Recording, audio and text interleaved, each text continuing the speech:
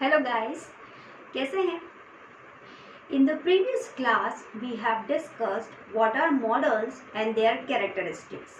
Let's recall it in short.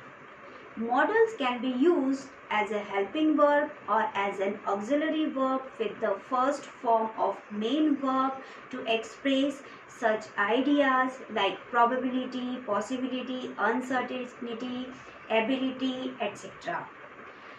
Whenever we use modal, it will always come with its pure form. Like other helping verbs, it cannot change their own form. Like is, am, are, was, were, has, have, will, shall. They change their form with the tense or with the subject. But modal के साथ ऐसा नहीं होता है. ठीक है. Whenever with the modal and the between the modal and the main verb be or have will come, the third form of main verb will come. But ऐसा कब होगा? जब पैसिव वॉइस होगा. ठीक है. इसका एक अपवाद भी है, future continuous tense. Let's recall the formula of future continuous tense. Subject plus will और shall plus be plus verb में आईएनजी. यहाँ पर हम वर्ब का थर्ड फॉर्म नहीं यूज करके क्या यूज करेंगे? वर्ब में आईएनजी. ये इसका वाद है. नेक्स्ट क्या हमने सीखा था कि मॉडल्स के साथ एस और ईएस और आईएनजी का प्रयोग वर्जित है. ठीक है. नेक्स्ट और हमने क्या सीखा था कि नेगेटिव फॉर्म अगर बनाते हैं या फिर इंट्रोगेटिव फॉर्म अगर बनाते हैं हम, तो उसमें क्या करेंगे? उसमें हम डू, डज, विल, इस टाइप की डिड, इस टाइप की जो हेल्पिंग वर्ब्स है जो हम यूज़ करते हैं अप्रॉक्सीमेटली टेंसेस में, वो हम मॉडल में यूज़ नहीं करेंगे. सो ये तो हमारा प्रीवियस क्लास का रिवीजन था. Let's discuss one of the type of model, may. Okay, आज हमने लिया है मे का प्रयोग. वैसे मे और माइट को जो है वो डिफरेंस के साथ पढ़ना चाहिए, बट मैंने इसको अलग से लिया है. इसके बाद मैं आपको मे और माइट का डिफरेंस बताऊंगी. May is used in 4 types of sentences. हम इसको 4 तरह से उपयोग कर सकते हैं. कैसे? May is used to express possibility और uncertainty of any happening.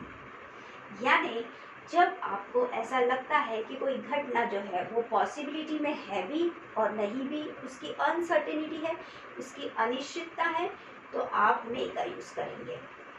Let's take an example. वह आ सकता है. यहाँ पर मैंने कहा वह आ सकता है, लेकिन जो उसकी सर्टेनिटी है वो अनसर्टेनिटी है, यानी शायद आ सकता है. कैसे मैंने पता लगाया है? सेंटेंस को देखकर. आ सकता है, it shows the uncertainty of the sentence.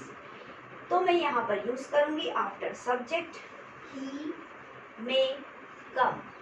देखिए यहाँ पर वो रूल फिट होता है हमारा कि मे जो है वो सब्जेक्ट के साथ उसका फॉर्म नहीं बदलेगा, जो पर्सन है उसके साथ अपना फॉर्म नहीं बदलेगा. तो ही, मे, कम. ये तो हो गया हमारा एक example. Let's take one more example. यह एक अच्छा सुझाव हो सकता है, पर वह इसे नहीं अपनाएगा. Here also can be shown the uncertainty of the sentence. पर uncertainty of the happening. पर यानी हमें अनिश्चितता है कि वह इस सुझाव को अपनाएगा भी कि नहीं अपनाएगा. तो हम आफ्टर सब्जेक्ट जो है वो लगा देंगे में. It may be a good idea, but he won't adopt it. Hope it is clear. Next जो टाइप है वो हम इसका यूज कर सकते हैं to giving the permissions, to seek or give permissions and for polite or informal request. Expectation क्या होनी चाहिए? 50 और 60%. जब हम किसी को परमिशन दे रहे होते हैं या परमिशन ले रहे होते हैं और उसमें जो संभावना है, जो एक्सपेक्टेशंस है, वो ओनली 50 to 60% होती है, और हम पोलाइटली रिक्वेस्ट कर रहे होते हैं, तब हम यूज करते हैं मे का. Let's take an example. क्या मैं अंदर आ सकता हूँ?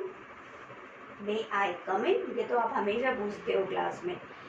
उस समय पे क्या होता है, कभी कभी आप जो है क्लास को जो बंक भी कर देते हो, बिना टीचर से पूछे हुए चले जाते हो बाहर. इसलिए आपको एक्सपेक्टेशन कितनी रहती है? 50 to 60% कि टीचर आपको अंदर आने देगी कि भी नहीं आने देगी. इसलिए यहाँ पर यूज करते हैं मे आई कम इन. अब इसका आंसर क्या होगा? Yes, you may come because I give you permission. Yes, you may come. It is the next one. Now the third sentence is to give blessings or good wishes. जब आपको किसी को blessings देनी हो, good wishes देनी हो, अक्सर होता है जब हम बड़ों के पैर छूते हैं तो वो हमें blessings देते हैं, good wishes देते हैं. हम दिवाली पर या कोई भी फेस्टिवल पर भी good wishes देते हैं हमारे वेल विशर्स को.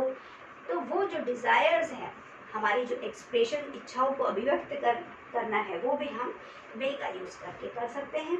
जैसे तुम्हें लंबी आयु मिले, मे यू लाइव लॉन्ग. यहाँ पर मैंने बिफोर द सब्जेक्ट लगाया है. अब आप देख लीजिए कि यहाँ पर जो मे है उसका यूज जो है वो सेम फॉर्म में हो रहा है. यहाँ पर भी मे यूज हो रहा है, यहाँ पर भी मे यूज हो रहा है, हर जगह पे मे ही यूज हो रहा है. लेकिन जो उसका जो यूज़ करने का तरीका है वो हमारी अलग अलग कंडीशन के अकॉर्डिंग बदलता जा रहा है. जैसे यहाँ पर हमने परमिशन ली तो मे आई कम इन, यानी बिफोर द सब्जेक्ट हम यूज़ कर रहे हैं क्योंकि हम we are asking the question. Okay, so may you live long, like this. Now next and the last is it express purpose, reason and information. उद्देश्य, कारण और सूचना देने के लिए भी यूज किया जाता है. कैसे? जैसे मैंने कहा, वह कड़ी पढ़ाई करता है, वह बहुत पढ़ाई करता है ताकि उसे अच्छे नंबर मिल सके. So he studies hard so that he may get good marks. Here I am showing the reason, कि वो बहुत अच्छी पढ़ाई कर सकता है और उसे मार्क्स मिलेंगे. बट क्या है? अनसर्टेनिटी है. अनसर्टेनिटी है मतलब मिल सकते हैं. नेक्स्ट एग्जाम्पल देखिए, हम उसे कहाँ ढूंढ सकते हैं? हम उसे कहाँ ढूंढ सकते हैं? Here we are gathering the information, we are trying to gathering the information. Where may we find her? Where may we find her? ठीक है, यहाँ पर हम इंफॉर्मेशन इकट्ठा करने की कोशिश कर रहे हैं तो इंफॉर्मेशन के यूज में भी हम मॉडल को यूज कर सकते हैं इंफॉर्मेशन वाले सेंटेंसेस में. हु मे बी मिसगाइडिंग हर? कौन उसे गुमराह कर सकता है, कौन उसे मिसगाइड कर सकता है. ठीक है, तो यहाँ पर भी हम एक इंफॉर्मेशन चाह रहे हैं, है ना. हमारा उद्देश्य है ये पूछने का कि कौन उसे मिसगाइड कर सकता है. इस तरह से हम 4 टाइप्स में मे को यूज कर सकते हैं. Let's recall. May is used to express possibility और uncertainty of any happening. It can be used also to seek और give permissions or to polite or informal request, expectation 50 to 60%, to give blessings or good wishes, or it express purpose, reason or information. Or in the next video we will discuss might, and also we will discuss the difference between may and might. Till then, goodbye, take care.